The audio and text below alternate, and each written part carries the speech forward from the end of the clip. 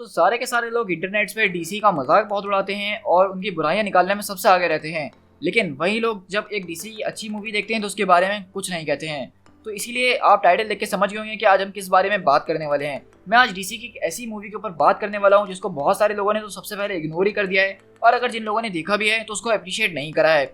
तो इसलिए मैं आज जो हूँ आप लोगों के साथ अपना एक छोटा सा ओपिनियन शेयर करना चाहूँगा डीसी एनिमेटेड यूनिवर्स के हवाले से, और जो इनकी रिसेंट मूवी आई है जस्टिस लीग अपोकलिप्स वॉर, उसके ऊपर हम कुछ बात करेंगे। तो जिन लोगों ने अभी तक ये मूवी नहीं देखी है तो उनको ऑन कर देना चाहता हूँ कि इस वीडियो के अंदर स्पॉयलर्स हैं, क्योंकि इस वीडियो के अंदर हम उसके प्लॉट और की पॉइंट्स को डिस्कस करेंगे। सो गाइस, दिस इज पीट टाइगर और आज की इस वीडियो में मैं आप लोगों के साथ अपना ओपिनियन शेयर करने वाला हूँ justice league dark apocalypse movie के रिलेटेड। सो गाइस, चलिए इस वीडियो को स्टार्ट करते हैं।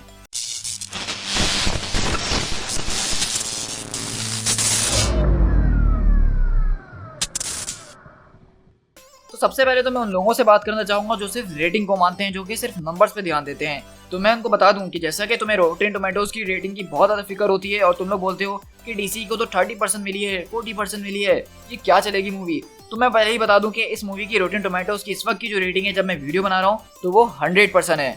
तो अंदाजा लगा ही सकते हो कि ये मूवी कैसी होने वाली है, और साथ में इसका ऑडियंस स्कोर भी 92% है। तो अब आगे बात करते हैं। तो ये मूवी आप समझ लीजिए कि डीसी मूवी के अंदर एक ऐसी मूवी है जो कि मैं समझता हूँ कि पूरे के पूरे डीसी सिनेमैटिक यूनिवर्स से बेहतर है।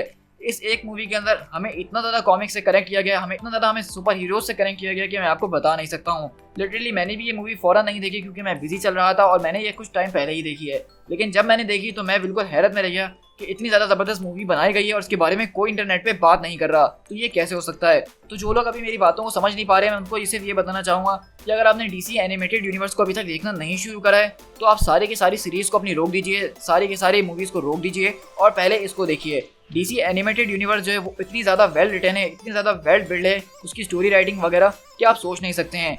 अगर आप मुझसे बोले तो मैं ये भी कहूँगा कि मार्वल की कुछ मूवीज ऐसी हैं जो कि इतनी ज़्यादा ज़बरदस्त नहीं है जितनी ये एनिमेटेड यूनिवर्स डीसी ने बनाई है, जिसको लोग अप्रिशिएट नहीं कर रहे हैं इस वक्त, और वो सिर्फ एक बैकलैश का शिकार हो रही है। इस यूनिवर्स की स्टार्ट बेसिकली 2013 से हुई थी जब फ्लैश पॉइंट का इवेंट हुआ, और वो सारा का सारा इवेंट कॉमिक्स से उठाया गया था और उसको एक्यूरेटली हमें जो है बिग स्क्रीन पे दिखाया गया था। तो डीसी की तरफ से ये बहुत अच्छा काम किया गया कि जिन्होंने फ्लैश पॉइंट का कॉमिक नहीं पढ़ा है वो इस मूवी को देख के आसानी से सब कुछ समझ सकते हैं। और उसके बाद से जैसे जैसे कॉमिक्स के अंदर इवेंट हो रहे थे तो वैसे वैसे एनिमेटेड यूनिवर्स के अंदर भी उसके ऊपर कवर किए गए हैं इवेंट। और यही बात है कि जो लोग कॉमिक्स नहीं पढ़ रहे हैं डीसी के, वो इन मूवीज़ को देख के समझ सकते हैं कि डीसी यूनिवर्स के अंदर क्या हो रहा है और उनकी क्या स्टोरीज हैं।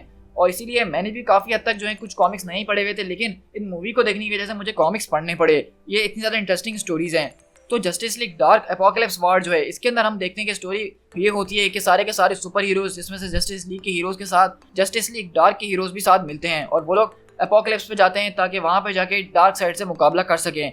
लेकिन हम देखते हैं कि डार्क साइड को इनके बारे में पहले से पता होता है कि ये सब वहाँ पे आने वाले हैं, तो इसलिए इनका प्लान इन्हीं के खिलाफ बैकफायर्ड हो जाता है। और हम देखते हैं कि यहाँ पे वो सारे के सारे सुपर हीरोज को अपने घुटनों पे बिठा देता है। ये एक ऐसा मूवमेंट है जो कि कॉमिक बुक फैंस सदियों से इंतजार कर रहे हैं कि हमें बिग स्क्रीन पे दिखाया जाए। हम देखते हैं कि वो बैटमैन को इविल गॉड के अंदर बदल देता है, सुपरमैन को तो जो है वो लिक्विड क्रिप्टॉन से जख्मी कर देता है, जिसकी वजह से उसकी सारी पावर्स बेकार हो जाती हैं। अर्थ जो है वो बिल्कुल बदल के रह जाती है। वहाँ पे पैरा डूम्स आ जाते हैं जो कि पैरा डीमंस और डूम्स डे का मिक्सर होते हैं।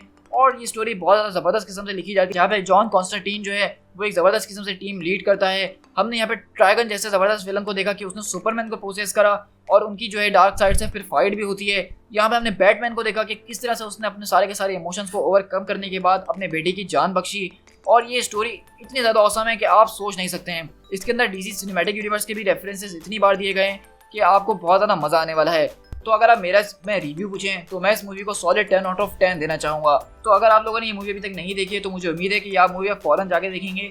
और हाँ, हम क्योंकि सुपर हीरो फैंस हैं तो हमें सिर्फ मार्वल की साइड नहीं लेनी चाहिए या फिर सिर्फ डीसी की बुराइयां नहीं करनी चाहिए। अगर डीसी कोई चीज़ अच्छी कर रहा है तो हमें कम से कम उसकी तारीफ ना करें, लेकिन उसको अप्रिशिएट तो थोड़ा बहुत कर ही सकते हैं ताकि डीसी इस तरह की ज़बरदस्त मूवीज़ हमें दे ही सके।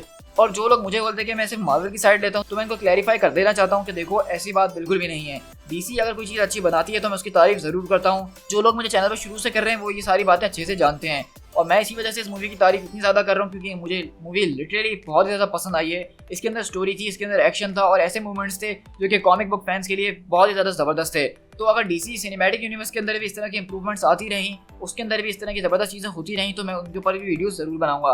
और रही बात डीसी कॉमिक्स को कवर करने की, तो उसकी वजह ये है कि डीसी कॉमिक्स मेरी समझ से बाहर है, क्योंकि उसके अंदर बहुत ज़्यादा रिबूट्स होते रहते हैं, और रिबूट्स जिस स्टोरी के अंदर होते हैं मुझे वो स्टोरी कभी भी पसंद नहीं आती है। और मार्वल कॉमिक्स के अंदर एक ही टाइमलाइन कंटिन्यूसली चल रही है, इसी वजह से मैं उनको आपके साथ शेयर करता हूँ। लेकिन ऐसी बात नहीं है, डीसी की स्टोरीज भी मैं अपने चैनल पर बहुत जल्द शुरू करूँगा और आपको उसमें काफ़ी ज़्यादा मज़ा आएगा ही।